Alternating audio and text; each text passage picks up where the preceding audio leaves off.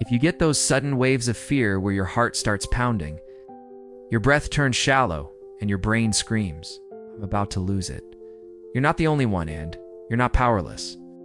There's a simple 1-minute ritual that a lot of people with panic attacks quietly use before the wave peaks. And once you learn it, you can use it anywhere. You know that moment you're in a crowded place, in a meeting, or even just sitting alone, and out of nowhere panic starts to build. Your chest feels tight, your hands get shaky, and your mind races with thoughts like, what if I lose control? What if everyone notices? It feels like your body just slammed every alarm at once, and all you want is for it to stop. Most people either freeze and hope it passes, or try to fight the feeling, which usually makes it worse. What you actually need is a fast way to tell your body, I'm not in danger. You can stand down. First, let's get clear on what's happening inside you when panic starts to rise. The moment your brain thinks there might be a threat to Evan, if it's just a memory, a crowded room, or a sudden worry, it hits the fight or flight button.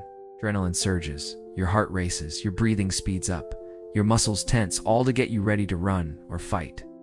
In actual danger, that's useful. But in real life, there's usually nothing to run from. Just a wave of fear in a grocery store, on a bus, in your own bedroom. Here's the wild part. As your body reacts, your mind starts to panic about the panic. Thoughts like, what if this never stops? What if I pass out? What if I embarrass myself? Pour fuel on the fire. Your nervous system is doing its job a little too well, and your thoughts are accidentally helping it.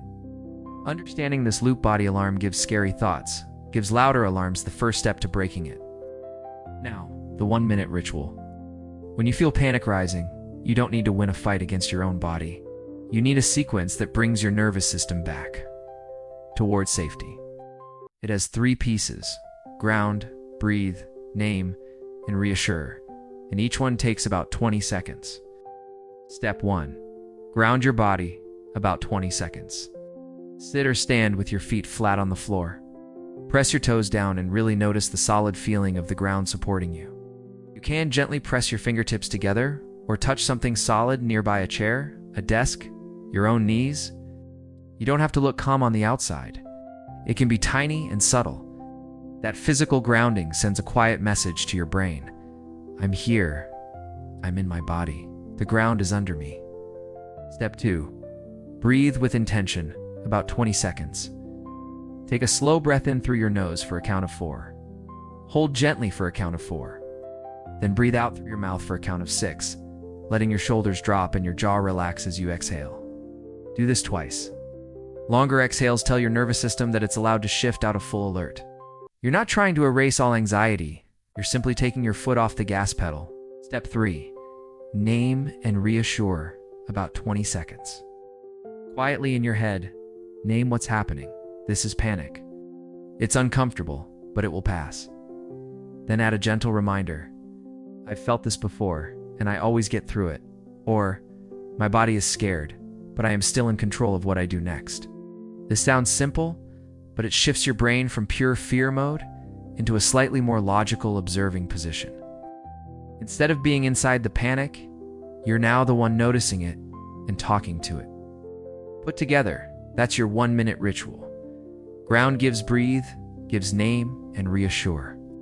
Try it with me once while you're calm, just so your body learns the pattern. Feel your feet.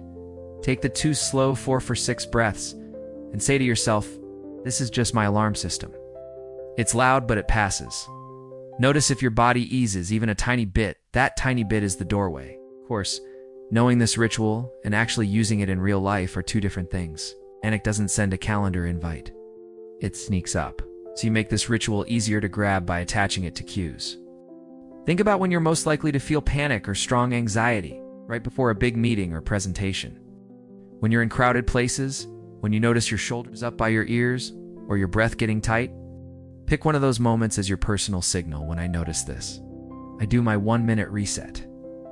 You can help your future self by setting a gentle reminder on your phone. Writing ground, breathe, reassure on a sticky note. Or carrying a small object like a smooth stone or bracelet that reminds you. Use the ritual now, and please, give yourself credit every time you remember to use it, even if it's awkward, even if it only takes the edge off. That still counts. Your brain is learning when panic rises, we have something we do. The more you practice, the more automatic it becomes. And slowly that feeling of, I'm about to lose it, turns into, okay, I know what to do.